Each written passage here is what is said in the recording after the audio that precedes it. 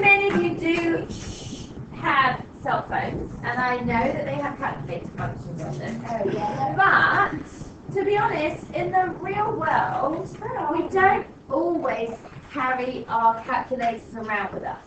Okay, or have them out straight away when we're trying to calculate things. So it's a really good idea to be able to mentally work out percentages of things. Because I don't know about you, but I love a little bit of shopping.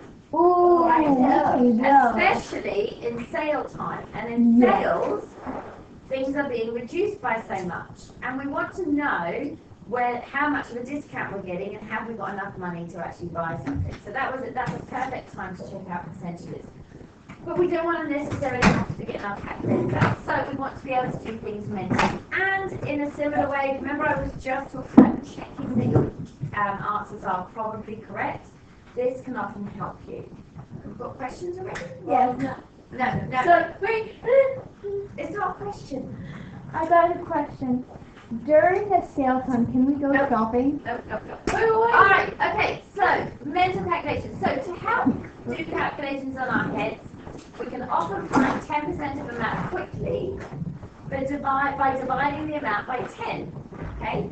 Now the reason is because there are 10 lots of 10% in 100. So rather than finding 1%, which is what we would do if we were dividing by 100, we would find 10% by dividing by 10. So if I've got 35, all right, so we can find 10% by just dividing by 10 or moving the decimal point one place to the left. So what would 10% of 35 be, Christina? But remember, imagine where the decimal point is now. We're just moving it one place to the left.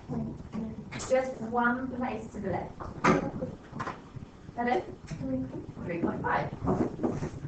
What's 10% of 475? Georgie? 0.1. We're literally finding 10% of 475. So we're not working this out. We're literally just dividing our number by 47.5. Sarah, 640? It is 64.0. Yep. We can write the point 0. We don't need to because it's not a special rounding question. We're just finding 10%. So do you just make it 64 then? Yeah. You don't have to know. Okay, so all numbers, like these numbers didn't have a decimal point to start with. Normally when it's a whole number, we wouldn't need our decimal point. Now, how super easy was that? Yes, so to find 10% of an amount, you just have to move your decimal point one place to the left. And that's telling you how much 10% of it is. Well, if it's so super easy and quick to find 10%, then if we wanted to find 20%, we could just find 10% and do what to it, Sarah? We'll just go one more. Now be careful. If we went one more decimal place, then that would be finding 1%. Okay? Two more. So if you think that this represents 10%, how would I represent 20%, Nia? Times 2. You would multiply that number by 2. Yes? Wouldn't it? That makes sense. Because if this is 10%, to find 20%, that must be double that amount. Yes? So we would find 10% first, then multiply the value by 2. Okay, so you may or may not notice that these three numbers, the 35, 475 and 640, are the same ones as the ones above. Okay, that was on purpose, so we don't have to keep finding 10% in somewhere. So if we're trying to find 20% of that 35, we find our 10%, which was 3.5, and we multiply that by 2. Do we know what 3.5 multiplied by 2 is? 7.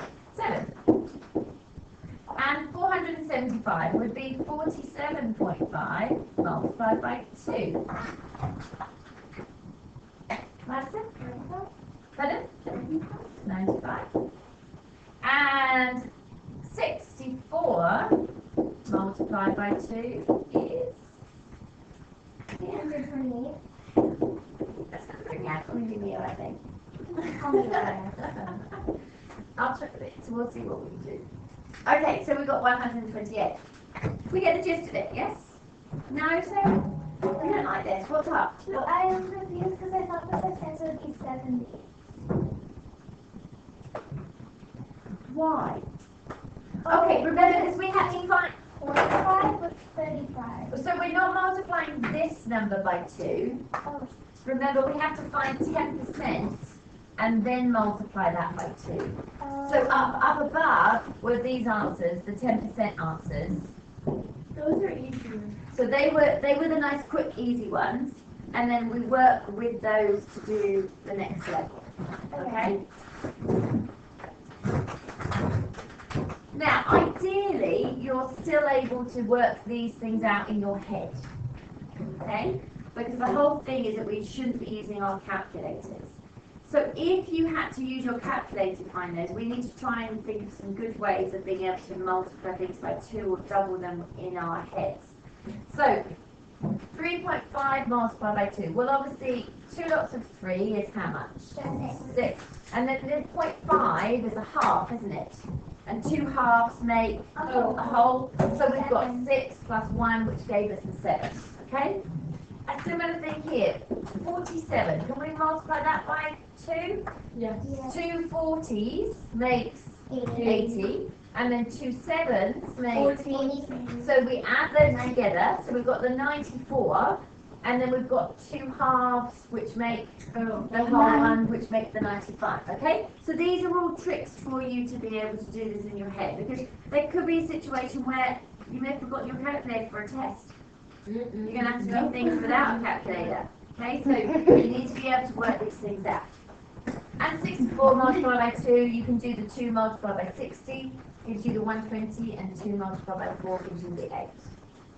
Alright, so they are the 10 and 20. 5%. 5%. Well, let's go back to the 10%. If 10% was an amount, how could you find 5% from that?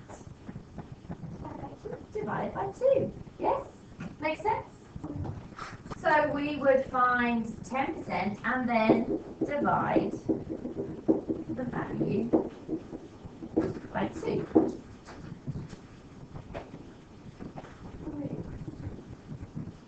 And then if we're finding 30%, we could find 10% and do what?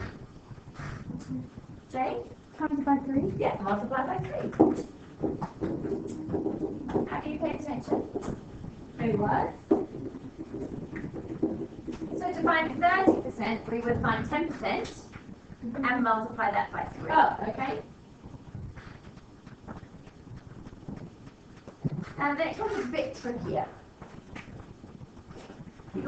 And there are several different ways of doing all these things. But I'm going to give you a clue here. Whilst I'm doing 15% after 30%, you could find 30% and then divide it by 2. Okay? So you could find 10%. You could find 30% and then divide that by 2. Or you could find 10%. You could find 5%. And then what would you do with those values? Same people. Quick, keep their hands up. Sarah? If you find 10%, then you find 5%, then would you times it by 2? Not times it by 2, not to find 15%. So we've got our 10% and we've got our 5%. What could we do with those numbers? Add them together.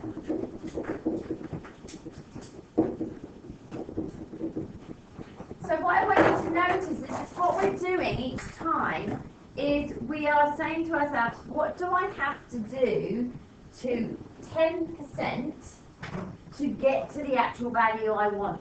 So if I wanted 5%, to go from a 10% to a 5%, I had to divide it by 2. So you're going to do that same thing with the answer of 10%. Similarly for the 30%, if I wanted 10%, if I got 10% and I wanted 30, I would have to multiply by 3, so you're going to multiply the actual answer by 3. for the 10% and 5% to get 15, I would add those two numbers. So therefore, I would add my two answers together. Is that all making sense?